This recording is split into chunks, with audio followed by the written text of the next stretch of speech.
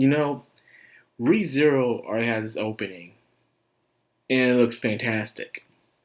Especially the end scene, that one part where he's kneeling down for Molly and stuff. And there's a lot I want to talk about that, but I ain't here to talk about ReZero. I'm here to talk about Mushoku Tensei, which gives montages of, but the song playing, we're not getting no opening. Because we don't have time for an opening, but ReZero gets 30 minutes. ReZero gets 30 minutes. God damn. Oh man. Oh well. Oh well. As long as he adapt, I guess. So we get to see the Eris's mother and the grandfather, and we see where she gets the looks from and where she gets the attitude from. Where the grandfather will just punch somebody because he feels like it, and he's extremely loud and kind of arrogant. I don't know. I kind of like the introduction of the grandfather better in the other books, where it was Rudius just said hi, but he was teaching him how to be proper, and he says even though you weren't taught, you should learn take your time to learn it. And then it was more of a lesson that was being taught there. This one was just too blunt. So I'm wondering how much of the time we're gonna get with the grandfather and the mother for us to care for them for future events that have yet to come. I wonder how much we can get out of that. So Eris wants to learn magic after being impressed by it, but instead she asks her grandfather to ask him. But Rudy is trying to break Eris out of that spoiled mood she's in. Like, if you've ever seen the movie Taming the Shrew, that's how Eris acts like, you know? That's how she acts like. But you can't blame her. The grandfather spoiled her. And there's a reason why she's being spoiled. And I'm waiting to see if they will tell Rudius why or not. I'm waiting on that. So I don't want to spoil anything just yet.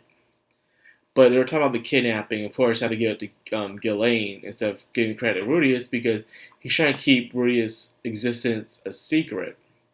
Because the nobles, even if Rudius' family has broken off the noble lineage, nobles are very paranoid in this world.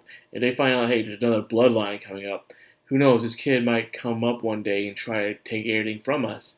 So we gotta nip this in the bud. As further and further, if you are light novel readers or web novel readers, you'll realize how cruel the noble society is in this world. They'll do where necessary dirty tactics they can use to get what they want. And it really sucks that they do that. Now, with that being said, let's move on from this. They didn't say much about it besides who was behind it, but let's just say who was behind Eris' kidnapping plays a role of a lot of messed up stuff that happens and the human side of Mushoku Tensei. But that's all I'm going to say. Spoilers, baby. Now, let's moving on with the studying. You know, it's good to study. Even when you're out of school, it's good to study something. Because you need that experience. You don't know you're going to need to use it. Life is unpredictable. And Ghislaine used a perfect example of that, of how she spent her life only needed the sword. But when the people around her that took care of her when it came to the necessities she needed to, she realized how important they were, you know, how to count the money, calculate the days, time, all that stuff. Because she's walking out there with nothing to eat or drink. So she's even eating monster feces. And of course, she got terribly sick off it. This hearing the story itself will make you feel sick. And it was a good way to get Eris, who doesn't really care for studying and has a hard time doing it. There are people out there who have hard time studying, no matter how hard they try. They even showed another anime, for instance, I believe it was Soul Eater, where where his partner said that Blackstar studies every day, but he just can't get it through his brain. You know, there are people who are out there. They're very physical, outspoken, forward, but they're just not good at studying. And we kind of evolve ourselves into a society where the only way to success is through one way, is by the studying and being intelligent, which I believe shouldn't happen, you know, because there are multiple jobs. Sometimes you don't need to use your brain, you know? I'm just saying. But that being said, Eris is slowly learning magic and also studying with math, arithmetics, and reading and stuff like that. But she can't read all the way. Now she runs off, and this is where I can see why people can't stand Rudius. This is where I can see why people will be turned off from this series.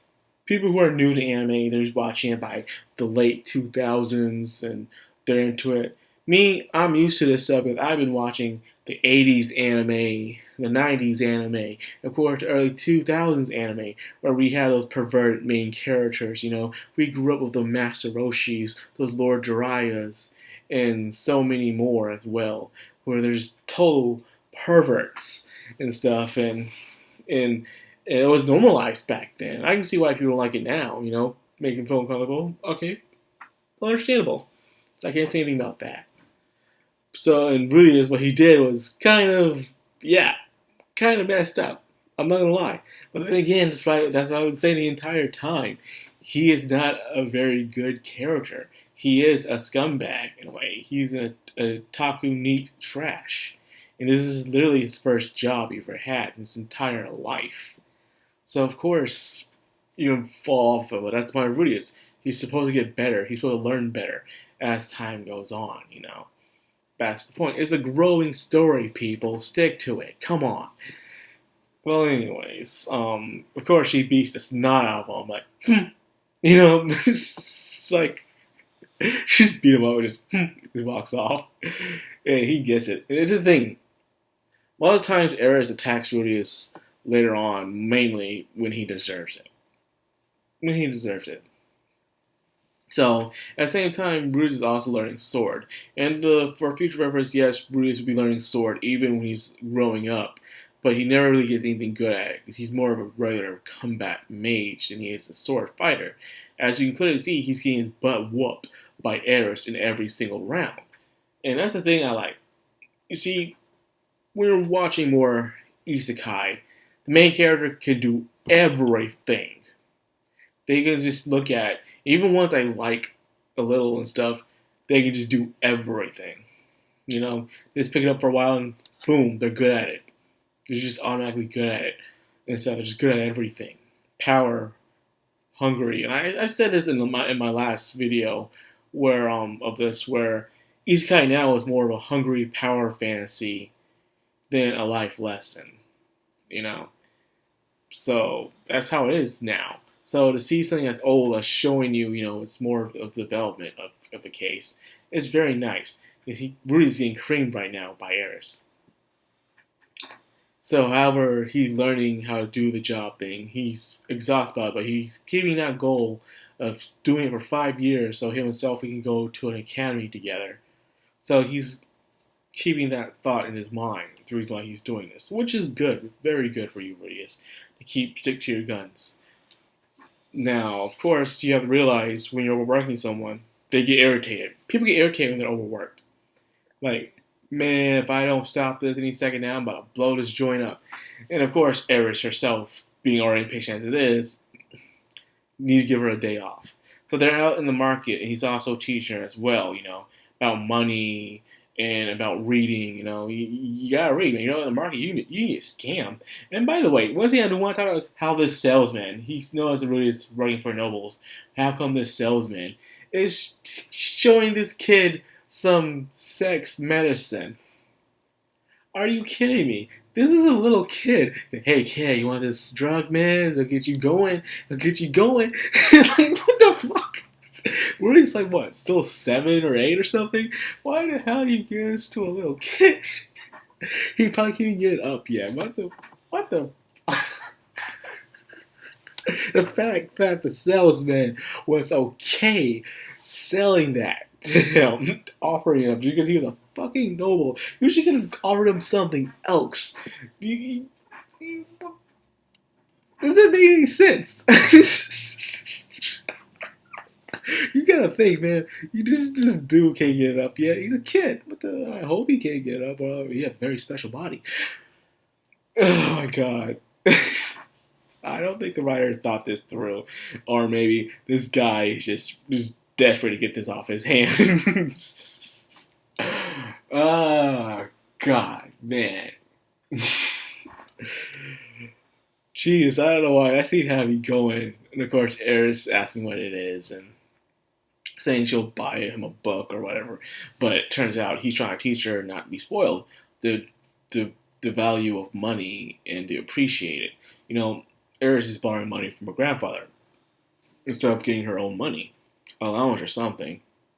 Whereas only gets paid 2 silver coins, and of course, Ghislaine gets paid um was it 1 or 2 gold coins? But yes, there's an actual good currency in this world, which I'm hoping they'll explain it. There's the copper coins, there's the coins in Milis, there's the money in Ashura, and there's also the money in the demon content as well. There's different money, and each one will accumulate determined on where you are at. So I'm hoping they'll do that someday. I hope they do. And they'll explain more about in Volume 2 things that really was talking about, like the origin of the world's making and stuff. I'm really hoping at least they talk about just a little gander. And something I want to go back to is during the fighting where Rudy's is fighting with Eris with the sword training. Something that Rudy's will come out and habit. Rudy's has a lot of habits. For instance, he'll have that perverted smile on his face when he thinks something perverted. You'll always have that. And there's also the thing is when he's fighting, he is always thinking, which is not good. He's always overthinking things when he's fighting. And that's going to be a big thing in future references. When he's fighting powerful people, he overthinks stuff, and it will come to bite him in the butt every now and then. So keep that in mind. Even Elaine called that out, how he thinks too much when he's fighting, which is not good. Now, let's speed back up to where I was now with the money thing. So now that things are going smoothly, Eris got her day off, and she even bought him the sex medicine.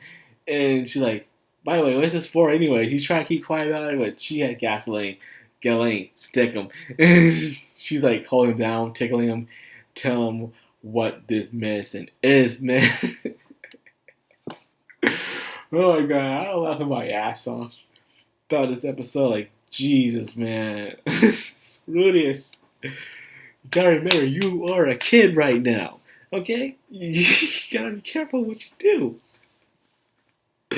Oh, but I had a good time watching this, man. It had me laughing. But what else I want to talk about is the Flying Castle Chaos Breaker, I believe it's called, of the Dragon General / Dragon King, Lord Paragus. Lord Paragus, the hero who defeated the demon god Laplace. Once again, that name Laplace is showing up, people. All I'm saying is, the name will come out a lot more too later on down the road. Laplace. But yes, Laplace is a demon god who wanted to destroy all humans. Which is weird. Usually, when you are having a demon lord or demon god in these kind of isekais and animes, the demon lord just wants to roll over everybody. But the fact that they want to destroy every human seems kind of weird. Just saying, people. Anyway, I'm not trying to nudge you the wrong way or anything. I'm just saying. Just saying.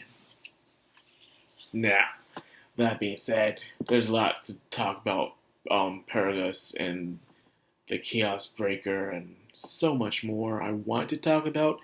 And like I said, when I do get the time, which I've just been swamped with work, I'll try to do character analysis, but I don't want to do anything where it's going to cause spoilers where you guys might just click on it and just get spoiled by everything. The character analysis is going deep into spoilers of the show itself, so I'll see what I can do with it. I really want to do a character analysis on some of these Mushoku Tensei characters, but I want to do ones that at least appear in the books that are being airing and also in the manga and the anime. So we'll wait. I'll probably do it after the first half of the series is done and see what I can do from there.